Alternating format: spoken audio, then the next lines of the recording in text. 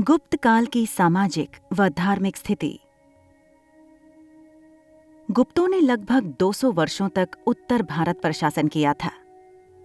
वस्तुतः भारतीय इतिहास में गुप्त काल को स्वर्ण युग का काल कहा जाता है, जो आर्थिक, सामाजिक, सांस्कृतिक एवं कला के क्षेत्र में आशातीत प्रगति के कारण संभव हुआ, जिसका आधार स्तंभ उस समय की प्रशासनिक व्यवस्था को माना जा सकता है।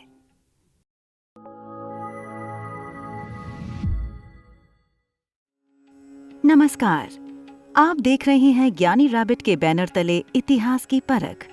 तो आइए हम चलते हैं अपने अगले एपिसोड की ओर, जहां हम इतिहास की प्राचीनता को गुप्त युगीन सामाजिक और धार्मिक व्यवस्था के संदर्भ में समझने का प्रयास करेंगे। गुप्त युगीन सामाजिक जीवन। गुप्त युगीन समाज में वर्ण व्यवस्था पूर्ण रूप से प्रतिष्ठित थी। भारतीय समाज के परंपरागत 4 वर्णों क्रमशः ब्राह्मण, क्षत्रिय, वैश्य एवं शूद्र के अतिरिक्त कुछ अन्य जातियां भी अस्तित्व में आ चुकी थीं, परंतु इन चारों वर्णों की सामाजिक स्थिति में विभेद किया जाता था। वाराह मिहिर के अनुसार ब्राह्मण, क्षत्रिय, वैश्य और शूद्र के घर क्रमशः 5, 4, 3 व 2 कमरों वाले मकान होने चाहिए, और साथ ही न्याय व्यवस्था में भी विभिन्न वर्णों की स्थिति के अनुसार भेदभाव किए जाने का विधान मिलता है। परंतु इस समय जाति व्यवस्था उतनी अधिक जटिल नहीं हो पाई थी जितनी की बात के समय में देखने को मिलती है। समाज के सभी वर्णों एवं जातियों में ब्राह्मणों का प्रतिष्ठित स्थान था। यद्यपि उनका मुख्य कार्य धार्मिक एवं साहित्य से संबंधित था, लेकिन कुछ ब्राह्मणों ने अपने जातिगत पेशों को छोड़कर अन्य जातियों के कार्यों को अपना लिया था। मृच्छकटिकम, जो गुप्तकालीन रचना है, में चारुदत्त नामक ब्राह्मण को सार्थवह अर्थात व्यापारी कहा गया है। इस ग्रंथ से पता चलता है कि उसका परिवार पिछली 3 पीढ़ियों से व्यापार और वाणिज्य के पेशे को अपनाए हुए था। बौद्ध साहित्य से भी पता चलता है कि बहुसंख्यक ब्राह्मण व्यापार वाणिज्य का कार्य करते थे।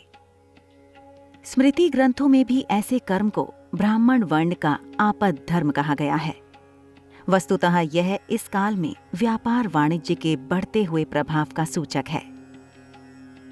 कुछ ब्राह्मण शिल्पकार का काम करते थे, जबकि कुछ युद्ध एवं सैनिक कार्यों में भी निपुण थे। इसी प्रकार क्षत्रिय जाति के लोगों में भी व्यापार एवं औद्योगिक वृत्ति को अपना लिए थे।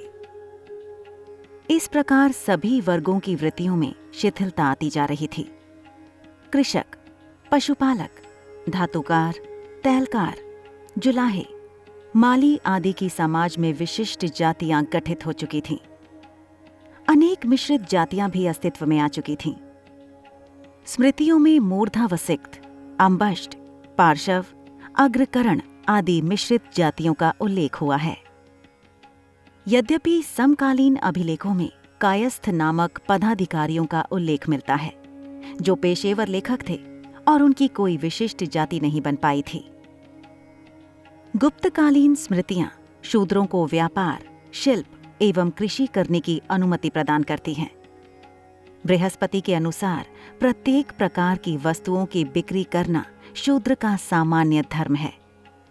उनमें से कुछ सेना में भी भर्ती होते थे। मृच्छकटिकम से पता चलता है कि उज्जैनी में कुछ शूद्र अधिकारी थे, जिन्हें महाकाव्यों और पुराणों के श्रवण का अधिकार भी मिल गया।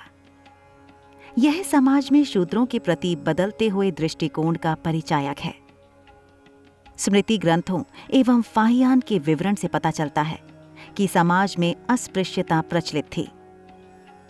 फाहियान अछूतों को चांडाल कहता है, जो गांव एवं नगरों के बाहर निवास करते थे और आखेट करते एवं मांस बेचते थे। गांव और नगरों में प्रवेश करते समय वे लकड़ी पीटते हुए चलते थे, ताकि लोग मार्ग से हट जाएं और उनके स्पर्श से बच जाएं। ऐसा संभवतः उनके अपवित्र कार्यों जैसे मांस काटना व बेचना, मैला ढोना आदि के कारण किया जाता था। समाज की सभी जातियों में ब्राह्मणों एवं क्षत्रियों की सर्वाधिक प्रतिष्ठा थी। ब्राह्मणों के साथ साथ क्षत्रियों को भी उपनयन संस्कार एवं वेदाध्ययन के अधिकार प्राप्त थे। कुछ वैश्य जाति के लोग भी इन अधिकारों का उपभोग करते थे। वे ब्राह्मणों एवं विहारों को मुक्त हस्त से दान देते, अस्पताल खुलवाते और उनके निर्वाह की व्यवस्था करते थे। वैश्यों की श्रेणियां थीं जो व्यापार वाणिज्य का संचालन करती थीं। समाज में उनकी काफी प्रतिष्ठा थी। स्मृति ग्रंथों से समाज में दास प्रथा के प्रचलन का भी प्रमाण मिलता है। युद्ध में बंदी बनाए गए व ऋण न चुका सकने वाले लोग प्राय दास बनाए जाते थे। मृच्छ कटिकम से पता चलता है कि दास के शरीर पर उसके स्वामी का पूर्ण नियंत्रण होता था। किंतु यहाँ दास प्रथा पाश्चात्य देशों की दास प्रथा के समान जटिल नहीं थी। एक निश्चित अवधि तक सेवा करने और ऋण चुका देने पर दास स्वतंत्रता प्राप्त कर सकने का अधिकारी था। उसके साथ व्यवहार में मानवीय आचरण किया जाता था और यही कारण है कि यूनानी लेखकों ने इस प्रथा की ओर ध्यान नहीं दिया। गुप्तकालीन साहित्य में स्त्रियों को प्रतिष्ठित स्थान दिया गया है। प्राय सजातीय विवाह ही होते थे। यदा कदा निम्न वर्ण की कन्या का विवाह उच्च वर्ण में हो जाता था। ऐसे विवाह को अनुलोम विवाह कहा जाता था, जबकि नारद एवं पराशर की स्मृतियों से विधवा विवाह का समर्थन मिलता है। किंतु बृहस्पति इसे मान्यता नहीं देते थे। उन्होंने विधवा के लिए आजीवन ब्रह्मचर्य का पालन करने और व्रत, उपवास, तप, दान आदि में लगे रहने का विधान प्रस्तुत किया है। ऐसा प्रतीत होता है कि समाज में विधवाओं की दशा अच्छी नहीं थी और उन्हें कठोर साधना का जीवन बिताना पड़ता था। गुप्त युग में कन्याओं का विवाह सामान्यतः 12 व 13 वर्ष की अवस्था में होता था, अतः उनका उपनयन संस्कार बंद हो गया।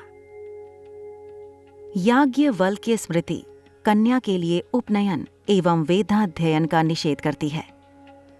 सती प्रथा का उल्लेख केवल 510 ईस्वी के भानुगुप्त के इरण अभिलेख में प्राप्त होता है, जिसके अनुसार उसके मित्र गोपराज की मृत्यु के पश्चात उसकी पत्नी सती हो गई थी।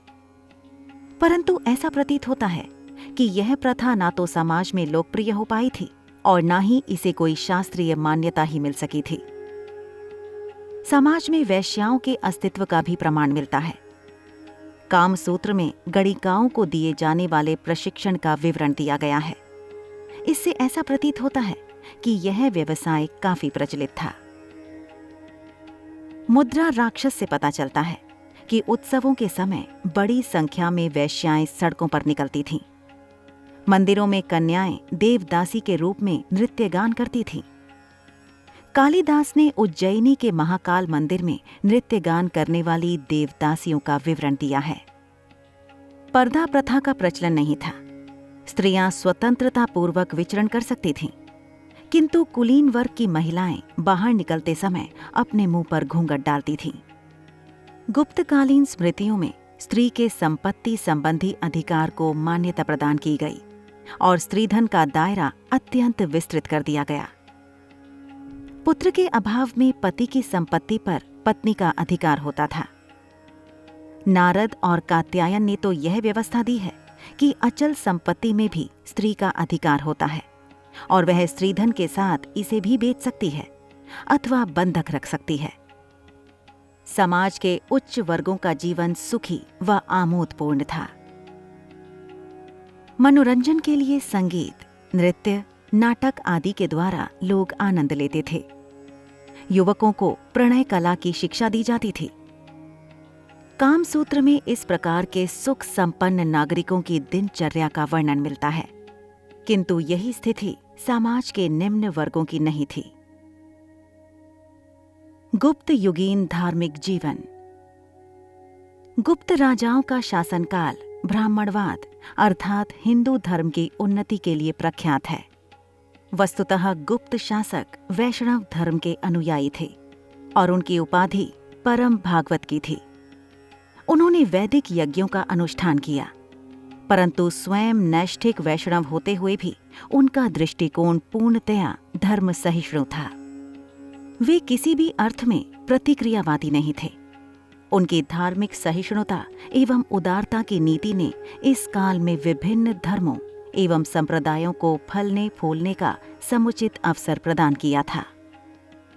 गुप्त शासक बिना किसी भेदभाव के उच्च प्रशासनिक पदों पर सभी धर्मानुयायियों की नियुक्तियां करते थे। सम्राट समुद्रगुप्त ने अपने पुत्र की शिक्षा दीक्षा के लिए प्रख्यात बौद्ध विद्वान वसुबंधु को नियुक्त किया था। चंद्रगुप्त द्वितीय विक्रमादित्य ने शैव वीरसेन व बौद्ध आम्र कारदव्य को क्रमशः अपने प्रधानमंत्री एवं प्रधान सेनापति के रूप में नियुक्त किया था। चीन यात्री फाहियान, जो स्वयं बौद्ध था, विक्रमादित्य के धार्मिक सहिष्णुता की प्रशंसा करता है।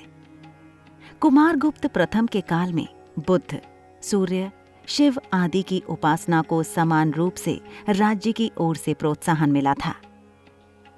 नालंदा में विख्यात बौद्ध विहार उसी के समय में स्थापित किया गया, जिसे राज्य की ओर से अत्यधिक धन दान स्वरूप में दिया जाता था।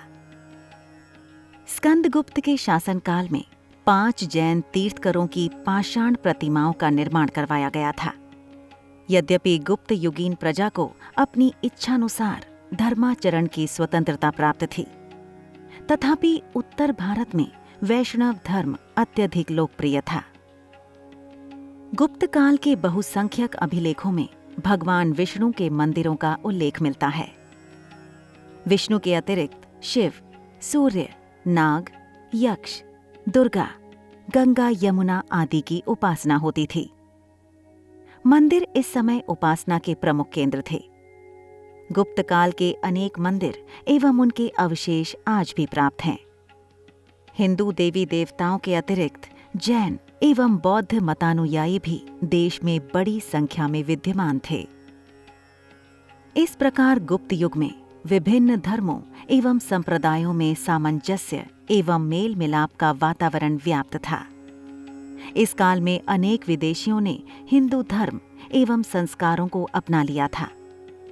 जावा, सुमात्रा, बोर्नियो आदि दक्षिणी पूर्वी एशिया के विभिन्न द्वीपों में हिंदू धर्म का व्यापक प्रचार प्रसार हो चुका था। धन्यवाद। ये एपिसोड हमारे व्यूअर को कैसा लगा, हमें कमेंट करके बताएं और साथ ही चैनल को सब्सक्राइब करते हुए बेल आइकन के बटन को प्रेस कीजिए, जिससे हमारे नेक्स्ट एपिसोड की नोटिफिकेशन सबसे पहले आप तक पहुंचे।